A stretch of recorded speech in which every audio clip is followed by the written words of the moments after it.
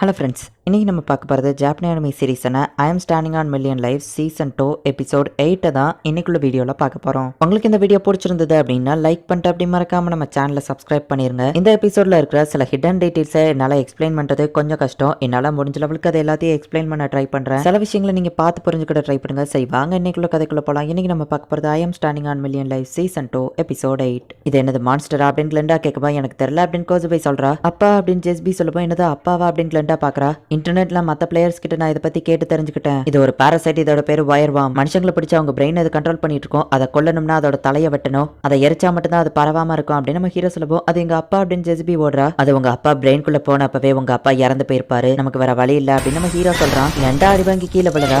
கோசுபை வெட்டலாம் அப்படின்னு போறா. ஆனா ஒரு ஹியூமன்ங்கிறதுனால அவளால வெட்ட முடியல. உடனே கோசுபை இறந்து போயிருந்தா. லெண்டா டக்குன்னு அதை கீழே தள்ளி விடுவோம். அந்த மான்ஸ்டர் கீழே விழுந்துருது. இந்த சான்ஸை யூஸ் பண்ணி டக்குன்னு நம்ம ஹீரோ கத்தி எடுத்து அதோட தலையை துண்டா வெட்டிடுறான். யோகா வந்துட்டியா, இதை எரிச்சிரு இல்லைன்னா இது மொத்தமா பரவிடும் அப்படின்னு நம்ம ஹீரோ சொல்றான். இப்ப அதை தீ வச்சு எரிக்கிறாங்க. அப்பா அப்படின்னு சொல்லி ஜெஸ்பி வருத்தப்படவும் லெண்டா அவங்க அப்பாவை பத்தி யோசிச்சு பாக்குறா. ஜெஸ்பி அப்படியே மயக்கம் போட்டு விழுறா.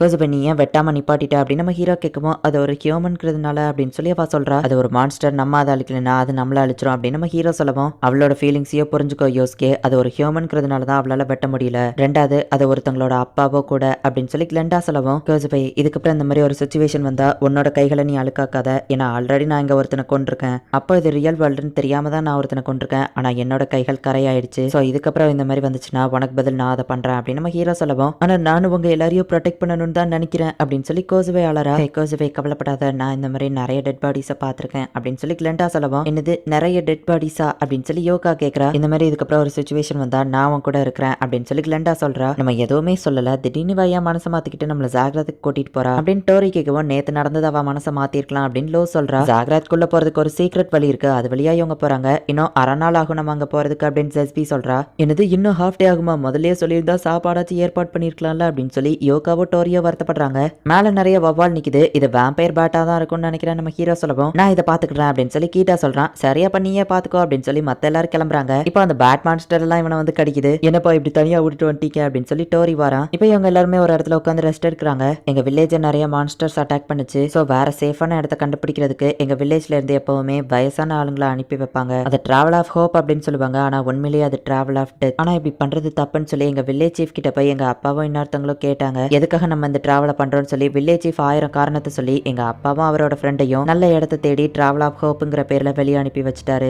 ரொம்ப நாள் ஆகிய எங்க அப்பா வரலங்கிறதுனால எங்க அப்பாவை தேடி நான் போனேன். வில்லேஜ் லாவை நான் பிரேக் பண்ணி வெளியே வந்திருக்கேன். ஸோ என்னை கொலை பண்றதுக்கு கூட வாய்ப்பு இருக்குன்னு எங்க அப்பா சொன்னாரு. ஸோ என்ன அங்க விட்டுட்டு வில்லேஜ் சீஃப் கிட்ட பேசுறேன்னு எங்க அப்பா போனாரு. அன்னைக்கு தான் நான் அவரை கடைசியா பார்த்தேன்னு ஜெஸ்பி சொல்லவும் அப்படின்னா நீ எங்களை பார்த்தப்ப பயந்தது ஆமா கரெக்ட் தான். வில்லேஜ் ஆளுங்க என்ன அரெஸ்ட் பண்ண வந்தாங்கன்னு தான் நினைச்சேன். ஆனா எங்க அப்பா வில்லேஜுக்கே போகல, அதுக்குள்ள அவருக்கு இப்படி ஆயிருக்கு அப்படின்னு சொல்லி அவ ஆளறா. உங்க அப்பா கூட இன்னொருத்தர் போனார்ல, அவர் என்னாருன்னு கோசுபை கேட்கவும் நான் எங்க அப்பாவை பார்க்க வந்தப்பவே அவர் ஆல்ரெடி போயிட்டாரு. நியூ ஈடன் ஏதோ ஒரு பிளேஸ் தேடி போயிருக்காரு அப்படின்னு அவ சொல்றா.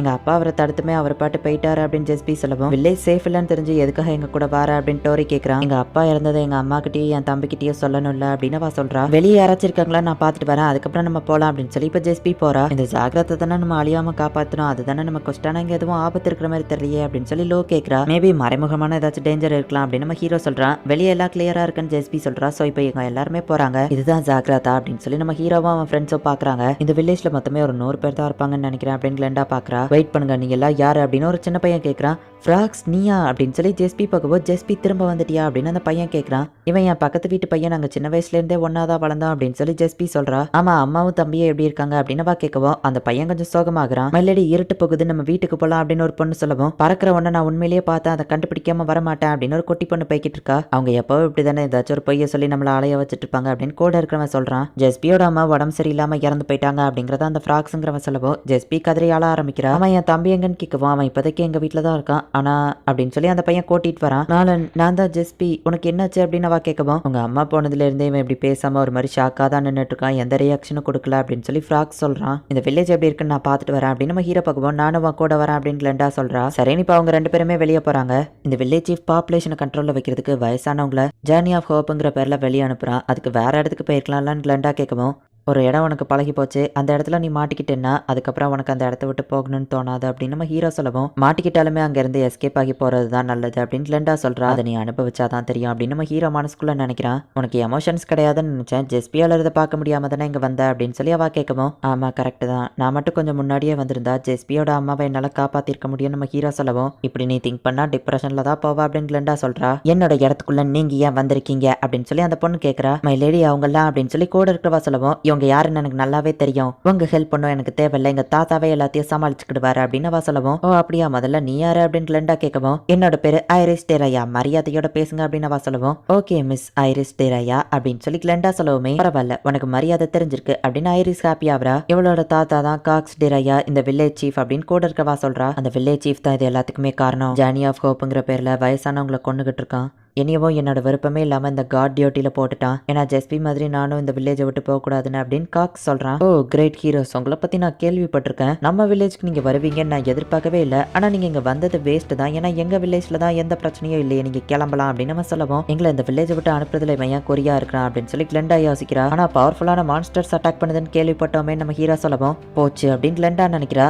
யார் உங்ககிட்ட அப்படி சொன்னது அப்படின்னு சொல்லி அந்த வில்லேஜ் சீஃப் கேட்குறான். ஜெஸ்பியை நான் மாட்டி விடக்கூடாது, என்ன பண்ணுறது அப்படின்னு நம்ம ஹீரோ யோசிச்சுட்டு இருக்கவும், அது ஜெஸ்பி தான், இவங்க கூட ஜெஸ்பி நடந்து வந்துட்டு இருந்ததை நான் பார்த்தேன் அப்படின்னு ஐரிஸ் போட்டு கொடுத்துருதா. அந்த பொண்ணு ஐயோ பாவம், அவங்க அப்பாவை தேடி போனா அந்த நேரத்தில் அவங்க அம்மா இறந்து போயிட்டாங்க, கவலைப்படாதீங்க, அந்த மான்ஸ்டர்ஸ் அழிக்கிறதுக்கு என்கிட்ட ஒரு வெப்பன் இருக்கு, அதனால தான் உங்க உதவி தேவையில்லைன்னு சொன்னா, வேணா நீங்களே வந்து அதை பாருங்க அப்படின்னு சொல்லி அவன் ஒரு இடத்துக்கு கூட்டிட்டு போறான்.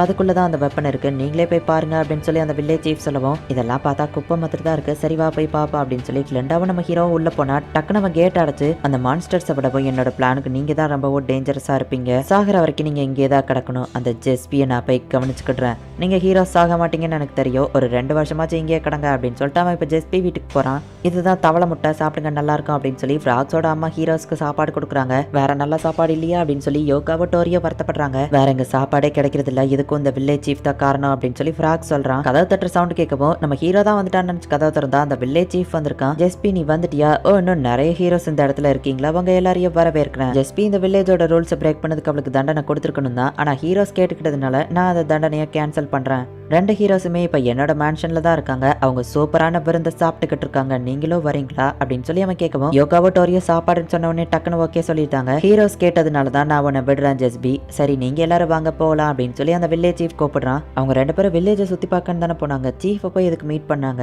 ஏதோ ஒன்னு இடிக்குதே அப்படின்னு சொல்லி லோ நினைக்கிறா. நான் இந்த ஹீரோஸை கூட்டிட்டு போனதோ ஜெஸ்பியை பிடிச்சிட்டு வாங்க அப்படின்னு சொல்லி அந்த சோல்ஜர்ஸ் கிட்ட அவன் சொல்லிட்டு போறான். ஆக்ஸை வச்சு அந்த கதை உடைக்க ட்ரை பண்றாங்க, ஆனா அவங்களால முடியல. மான்ஸ்டரை பத்தி கேட்காம நான் வாயை மூடிட்டு இருந்திருக்கணும், என்னாலதான் இப்ப மாட்டிக்கிட்டோம் அப்படின்னு நம்ம ஹீரோ வருத்தப்படுறான். ஃப்ராக்ஸ் அடிச்சு போட்டுட்டு ஜெஸ்பியை இப்ப பிடிச்சிட்டு போறாங்க. இன்னும் எவ்வளவு தூரம் தாங்க அப்படின்னு யோகா கேட்கவும், மன்னிச்சுக்கோங்க இந்த மரத்தை தாண்டோன்னு என் வீடு வந்துடும், அப்புறமா மன்னிச்சுக்கோங்க எதுக்காகவும் தான் அப்படின்னு சொல்லி இவங்க போற அந்த பிரிட்ஜை அவன் கட் பண்ணிருந்தான். உங்களை டஞ்சன் வரைக்கும் கூட்டிட்டு போயெல்லாம் அடைக்க முடியாதுன்னு சொல்லவும், என்னது டஞ்சனா அப்படின்னு கொசுவை கேட்குறா. மற்ற 2 ஹீரோவை அங்கதான் அடைச்சு வச்சிருக்கேன், இதுக்குள்ள விழுந்த எந்த மான்ஸ்டருமே தப்பிச்சு வந்ததில்ல, மான்ஸ்டர் தப்பிக்கவே கஷ்டம்னா உங்களாலேயே தப்பிக்க முடியாது அப்படின்னு சொல்லி அந்த சீஃப் சொல்றான். இந்த இடத்துலயே இந்த எபிசோட் முடியுது. இந்த வில்லேஜ் சீஃப் எதுக்காக இந்த ஹீரோஸை கொல்லணும் அப்படின்னு நினைக்கணும், இந்த இடத்துல மான்ஸ்டர்ஸ் வந்து அட்டாக் பண்ணியுமே கூட இங்க இருக்கிற மக்களை வந்துட்டு அந்த வில்லேஜ் சீஃப் காலி பண்ண விட மாட்டேங்கிறான். 2 பேரும் அவன் பிடிச்சி வச்சுட்டான், மற்றவங்க எல்லாரும் சாகிற கண்டிஷன்ல இருக்காங்க. என்ன நடக்க போகுது அப்படிங்கறத நெக்ஸ்ட் எபிசோட் பார்த்து தெரிஞ்சுக்கோங்க. அண்ட் உங்களுக்கு இந்த வீடியோ பிடிச்சிருந்தது அப்படின்னா லைக் பண்ணிட்டு அப்படி மறக்காம நம்ம சேனலை சப்ஸ்கிரைப் பண்ணிருங்க. தேங்க்யூ ஃபார் வாட்சிங். பாய் கைஸ், நெக்ஸ்ட் எபிசோட்ல மீட் பண்ணலாம்.